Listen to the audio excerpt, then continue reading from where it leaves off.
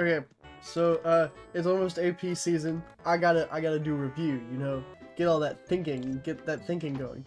So I had a genius idea, you know, I don't really wanna study.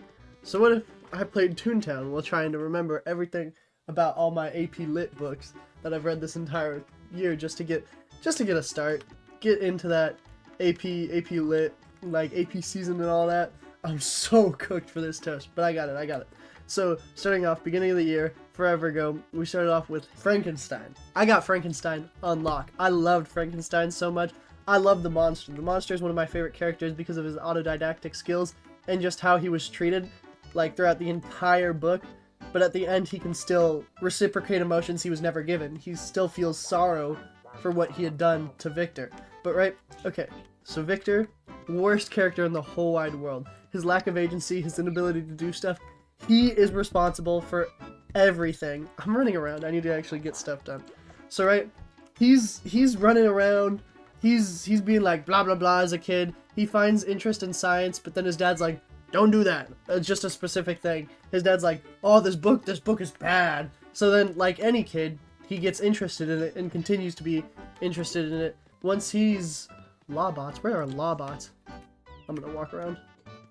So once he's grown older, he still has interest in it.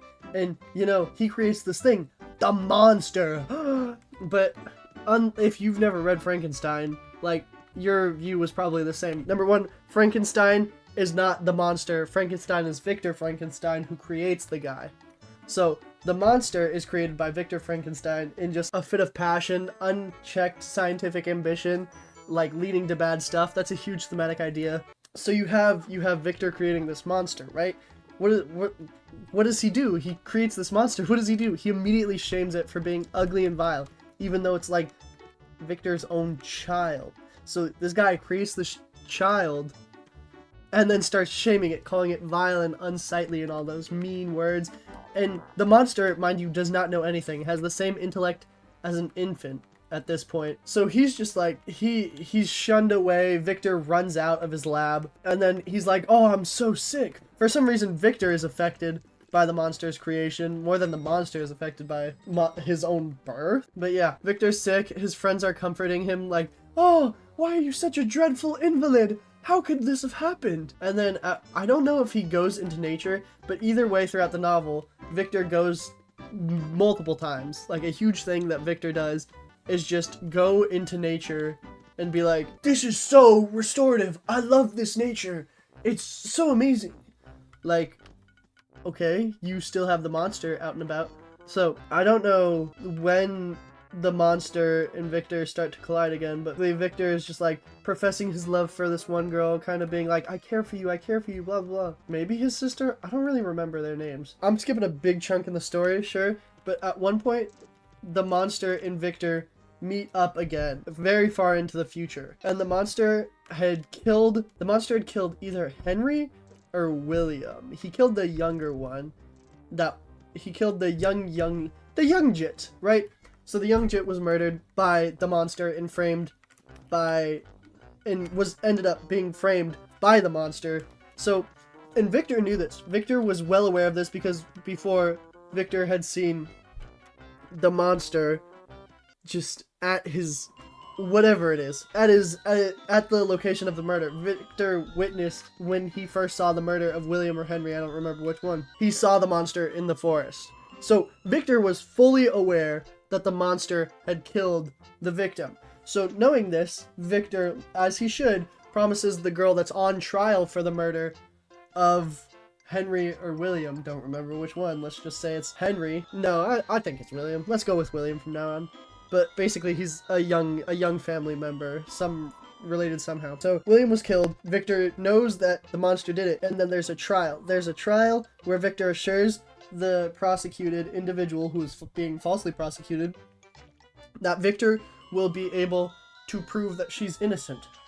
Because, you know, Victor knows that the monster is the murderer. Victor doesn't do this. Victor doesn't do this at all. He instead, when he's thinking about, you know, saving the life of somebody, he goes, "Oh my gosh, wait, they're gonna think I'm insane. I created this monster, unleashed it onto the world, and oh my gosh, wait, they're gonna think I'm insane if I make this about the monster and how the monster actually killed it and how I created the monster. So Victor pussies out and doesn't save this girl and ends up being the reason she dies. Because Victor's inability to speak on the fact that he created the monster leaves a lack of evidence. So the one girl is killed, oh well, boo-hoo. Victor has a lack of agency, and then this guy has the audacity to be depressed about it, even though he could have stopped it entirely. And what does he do? He goes, I'm so sad, but I'm gonna go into nature. And he just takes a trip with his like girlfriend, soon-to-be wife, that might be his sister? I don't really know. It's like 1800s, so I think incest is still normal. Wait, is that the type of bot I need? Yes. So he goes into he goes around and is like, la la la, I'm gonna go into nature. It's gonna be so wonderful. It's going to be amazing. It's gonna be unparalleled. It's gonna be the greatest thing you've ever seen. Nature will have such a restorative and healing property on me. It's gonna be amazing. So he does that, and on that trip, I believe, I don't know if it's on that trip or if it's on a different trip, but that's when he encounters the monster. And the monster, this is where the monster is the greatest character you ever know, because the monster, like, his story is amazing. You get the idea of where he went after he was just thrown into the streets with nothing, literally nothing, just after being shunned straight out the womb. It's like you're born into this world and your mama goes, oh, you're ugly, and then just throws you on the streets. So basically where the monster had been for the entire time was just in the forests of Europe for most of it. And he was able to make fire, blah. There was something with fire being symbolic, I don't know, blah blah blah. But basically the monster, he was in the forest. At one point he finds a cottage filled with people, and he doesn't interact. He learns English in under 2 years from them, just from them reading, and he starts to have his natural benevolence, even though he was shunned from birth, and like little interactions that he had before, it was just people being like, you're ugly, you're ugly, you're ugly, you're ugly. He still has that natural benevolence, which we can see with the cottagers as he just helps them out, doing little tasks like collecting wood or just anything else that they could do. And then one day, after like 2 years of this, I don't know, just him being such a nice little gal and helping them out, he goes, blah blah blah, I'm going to talk to them now. And he tries talking to the blind guy, who is like the oldest member of the cottage, and the blind guy's friendly, he can't see Frankenstein, and he just thinks, oh, this guy's just probably friendly, he's speaking English, blah blah blah, But then the two kids get back, and they're like, big ugly monster, shoo. And the monster's like, no, stop it. So the monster runs away, and that's where he begins to hate Victor, right? Because he blames his ugliness on Victor, because, Victor created him. So he's had this social neglect because of Victor creating him ugly. So after that, that's when he begins to neglect Victor. I don't remember how he finds out that it's Victor, but there's some point he finds out that it's Victor Frankenstein, and he kills William because he hears the last name Frankenstein. And he's like, God, hate. So after that, you get back to like the present time when the monster and Victor are like just talking, they're chatting up, and the monster's like, yo, I've been neglected, I can't really talk to people, they hate me, it's kind of tough, make me a woman, please. Can you please make me a girl? I want to have a girlfriend, please. And then Victor, he's like, yeah, I will. But the best part about the monster is he goes, first, I'm gonna kill everyone you love, then you, then everybody, if you don't do this. So the monster just assures Victor that Victor really has no choice. And for some reason, Victor accepts, right? Here's where Victor is really stupid. The whole problem of Victor's life with people dying in the guilt he feels from the monster is because he created the monster. So if Victor goes to create another monster, now what's gonna happen? More guilt? Obviously. So eventually Victor goes to a little secluded island to start the creation of another monster, and he does it for a bit, and then he realizes, he goes, wait, Eureka! I've got it! I shouldn't make another monster! And he starts breaking the girl monster that Frankenstein really wanted. And Frankenstein sees that and he goes, "Ah!" And then goes to kill his wife the day they're about to get married, I think. So Victor was kind of stupid because, I mean, you gotta deal with the monster first.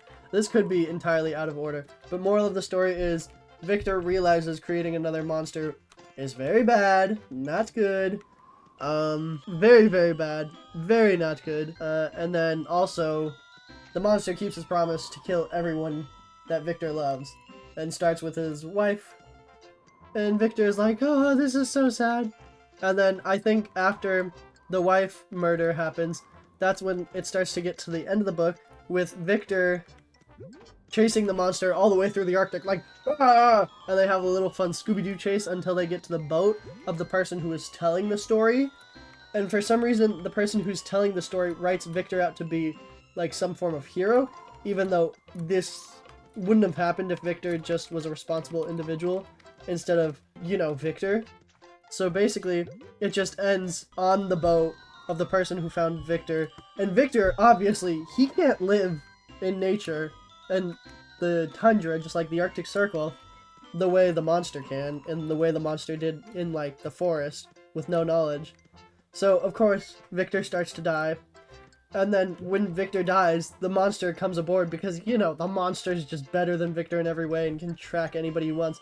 And the monster, being the greatest character ever, is still able to feel remorse and starts to regret his actions after he had murdered everyone. Because even though he had only been shown just spite and hatred and being called a vile creature for his entire life, he's still able to feel sorrow for his own actions and cries at the death of Victor. And he's just like, he regrets it because all he just wanted friends. But he didn't get them. Which is unfortunate. I love the monster. The monster is the greatest character of all time.